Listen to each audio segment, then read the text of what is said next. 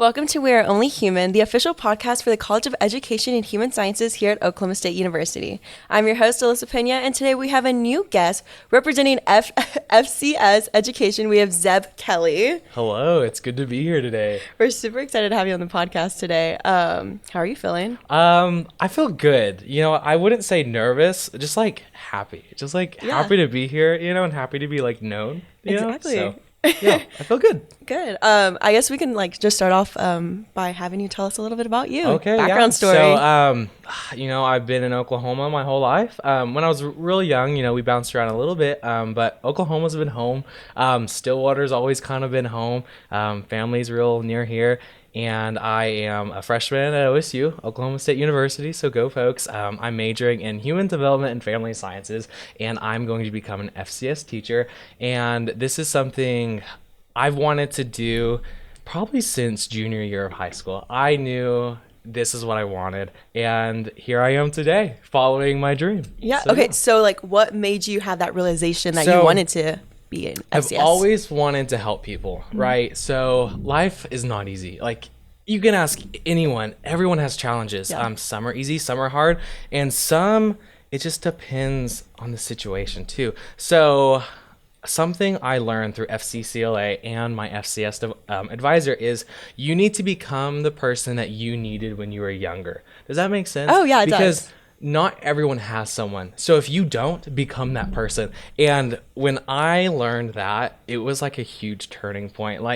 No one else is if you don't have a leader, then you be your own leader. Yeah. And so when that hit me, and it was weird because I was only a junior in high school. And so I was growing up, I was maturing a lot faster than other students. And I was like, I need to do this. And if not an FCS teacher, something closely related. And that was the big realization, That's awesome. Yeah. So when you were in high school in your junior year, did you have a specific teacher that really pushed you? So the craziest thing, I've had multiple teachers and it's been rough. It was rough. So I am in a really tiny school, and the thing about family consumer science is, it's sad to say, but it's dying out. It is slowly dying out. It used to be such a huge thing because the reason it was so big, if you look back on the Depression in America, people needed to do things. And so that's when, economics came in and home ec and stuff like that. And that's why FCS used to be so big.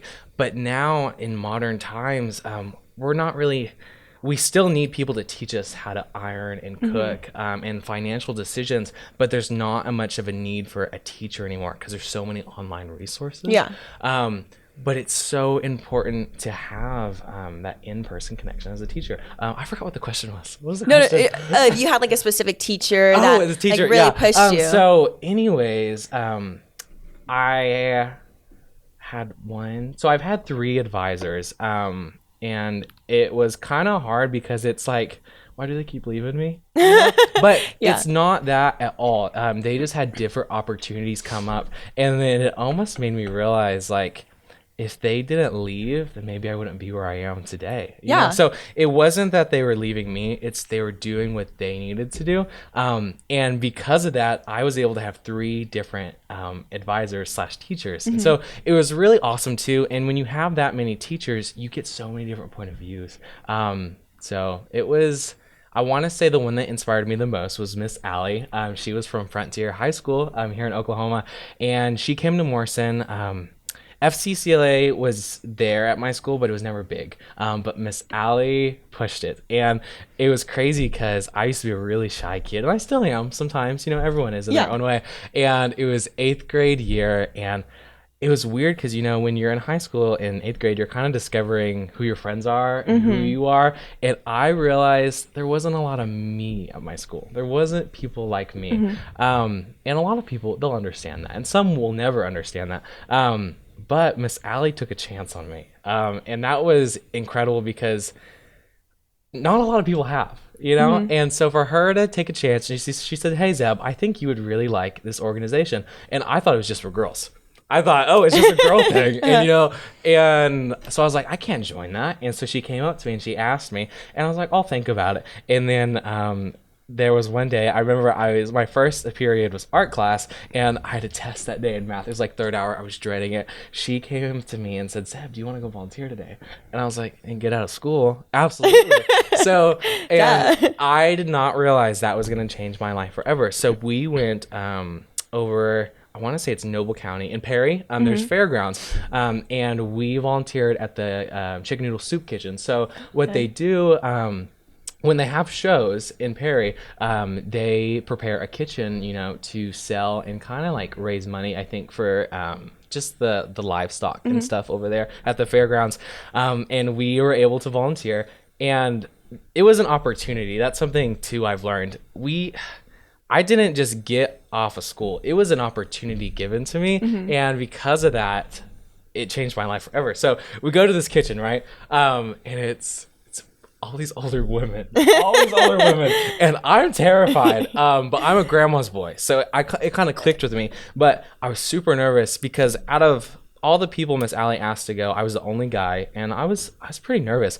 But I remember my job was slicing bread, and it's so funny because we were just talking with the ladies there, and one of them was asking what her hobbies were, and she said one of hers was listening to rap music, and I was like, okay.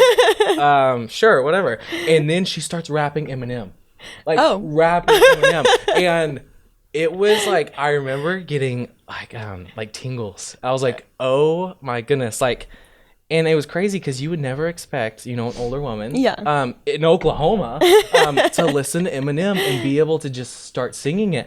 And that was the day I realized FCCLA was meant for me. And FCCLA wasn't going to do the work. I had to do the work, but FCCLA was there, and it was my outlet. And I think that was one of the biggest, realizations, I need to do this. And so I did it, and I discovered who I was, and I ran the world, basically. That's crazy. Yeah, so I was just a member in 8th grade. In the 9th grade, I was a chapter officer.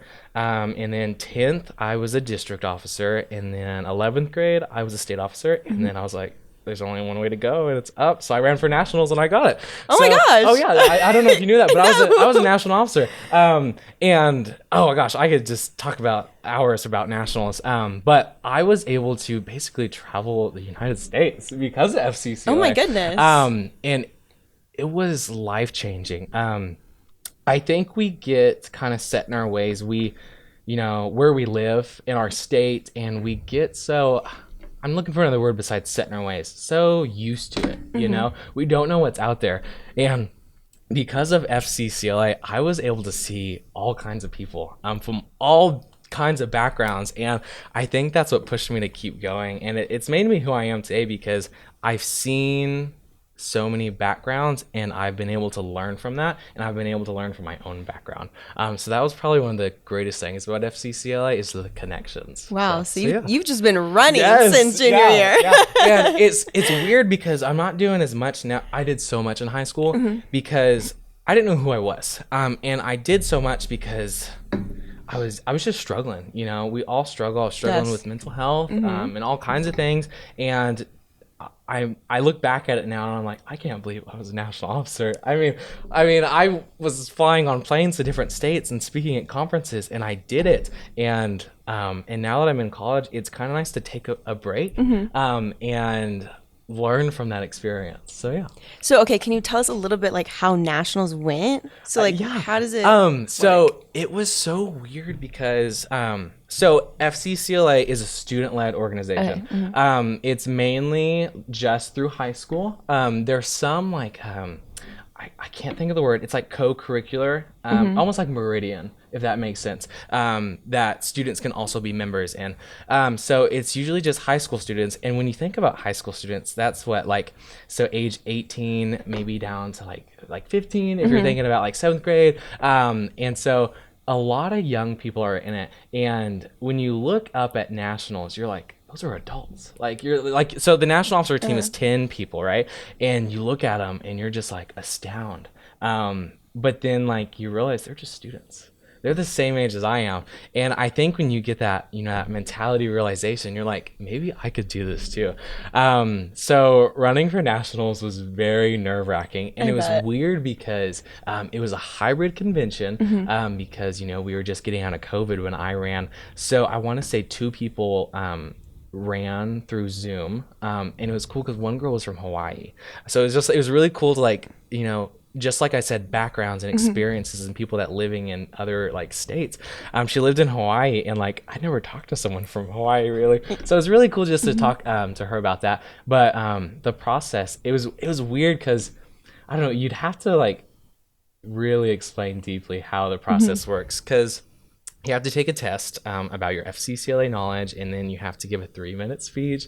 And my speech was probably one of my favorite things. So how I was talking when I volunteered that first time, that lady was rapping? Yes. So I used an Eminem lyric in my speech. So I can't remember exactly how it was, but I was like, there's like spaghetti on my red jacket already, because Eminem raps out spaghetti, and I used that in my speech, and the crowd went hysterical, but they loved it. Yeah. And I was able to, to use my past experiences and put it in my speech, because, when that lady at the Perry Fairgrounds, when she told me about, her rapping, I wanted, to make sure that experience was in my speech. So you give your speech, and then they judge you, and then it's all judged by the members. So no adults, basically. The adults kind of help run it, but the members, I think that's the coolest part, because the members are the ones who decide who becomes an officer.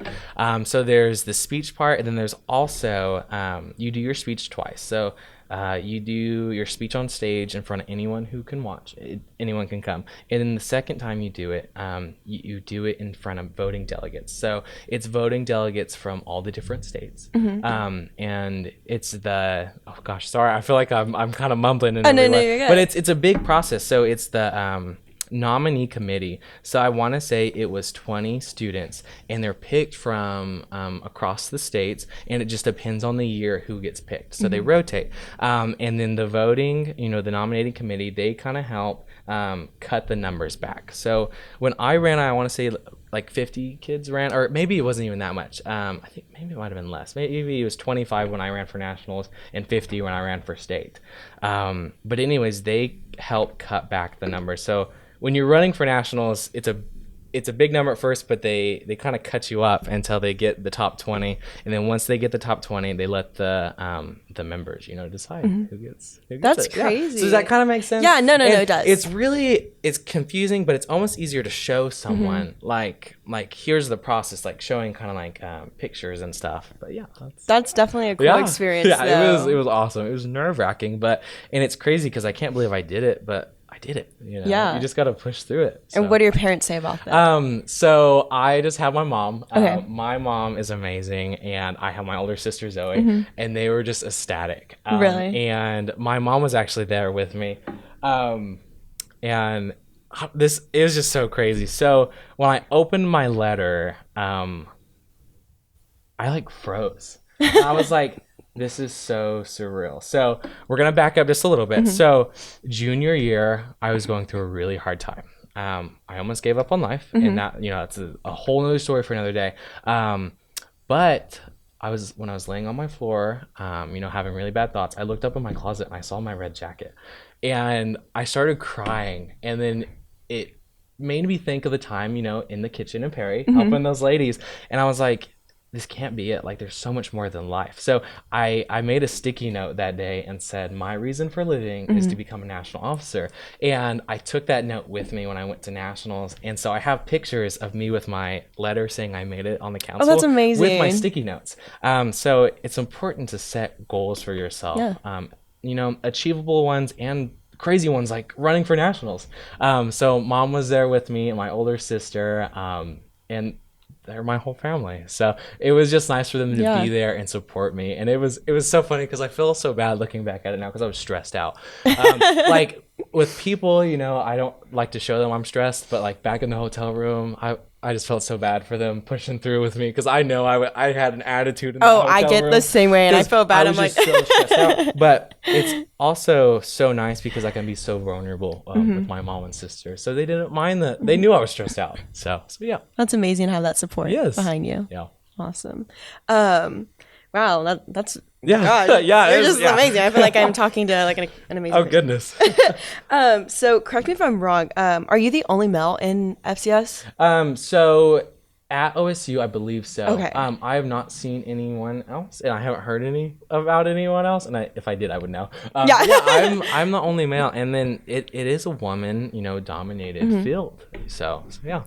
That's so. How does that make you feel like going on through college? So I mean, since it's your freshman Yeah. year, like you're a role model because I'm pretty sure there's other males that want to do it, but are kind of like And I don't know. There's such a stigma too, if you think about it, because a lot of people who teach so the best way to explain what FCS is, it's like home ec. Do you know? If you hear home ec, that makes sense. Oh, like cooking and stuff. So that's what FCS is, but so much more. We don't just teach students about like cleaning. We do cooking. We do safety, and then we help with how do I word it? Like taxes and stuff. Yeah. So we help prepare them as much as we can for what the real world is going to be like. So it's a class you essentially need, or you're going to have to figure it out on your own. And sometimes figuring out things on your own is okay, but it's so nice to have an FCS teacher to help guide you. And so it's a heavily dominated by women just because women, I think they're very passionate about what they do. So when it comes to cooking and cleaning and wanting kids to be successful, I think that's why it's women dominated because I think about my mom, and she wants nothing but for me to be successful, and that's what an FCS teacher does. And there are several male teachers in the field as well. You just don't see them as much. And then so my mom, she's one of those moms that are just really gets out there. And then if you kind of think about maybe your dad, they're not as emotionally connected. Does that kind of make sense? Yes. So I think that's why it is, woman dominated, because it's that mother's love that runs in being an FCS teacher. And for me, I don't see any difference. I feel like it's not just a job, but regarding to like it being, female dominated, I do not mind. I thrive with anyone, and especially women, because they remind me of my mom. They reminded me of my grandma. So it doesn't worry me that it's woman, dominated. And it would be kind of nice if we got more males in there. Because think about the mindsets. I was telling you, an FCS teacher, they're like a mom. So like, what would it be like having a dad? As that role. And so if we had more, I feel like FCS, the learnings and experiences we can share with our kids would only grow. Yeah. So yeah. Is that good? Yeah. Yes. Okay. Yeah. Yeah. I never really thought about that. But it is kind of hard because there's not a lot of men in there. And so when you think about diversity, it's kind of sad because it's woman dominated. But if we want diversity, we have to just do what we love. And that's why I'm doing it. Yeah. Of course, I'm doing it for, my future students, but I'm also doing it for me because it's what I love. And I think that's what implements so much diversity into FCS. Well, you're going to be a great role model. Thank you already are. I'm going to try. I'm just talking to you. Like, all your accomplishments are doing great, and I'm sure you'll help someone who's probably struggling with maybe same thing that you struggled with. And that's the thing, too. Even if it's only helping one student, that's what makes it worth it. That is why teachers teach, because they want our kids to go out and become doctors and nurses and lawyers. And that's what I want to help one kid discover someday. Yeah. So that's amazing. Well, I guess just to wrap it up, do you have anything to say to any students? Any advice students, or anything? Well, one thing, it's okay to not be okay. And if you're listening to this, I want you to say that out loud to yourself. It's okay to not be okay, because life is hard. Life is so hard, but we know that. We know, just like I was telling you earlier, Mondays are hard. Yeah. Everyone knows Mondays are hard, but what's going to come next week? Monday. Yeah. And we know that. So I just want people to know it's okay to not be okay. Have fun. if you want to go get Sonic at 12 at night, go get Sonic. You know, treat yourself and remind yourself that you are one of the most valuable, precious things in the world. Because I think we get so caught up in society and life, and it consumes us. Yeah. Especially as a college student, you know, I'm working full time. I'm a full-time student. I have a pretty big social life, and all those things can consume me. So just, it's okay to not be okay, and that's what I want to leave off on. So yeah, it's been amazing talking to you. Thank It's you. been really You too. great. Yeah. Well, that's it for today's show. Thank you for joining us today, and stay tuned for the next episode of We Are Only Human.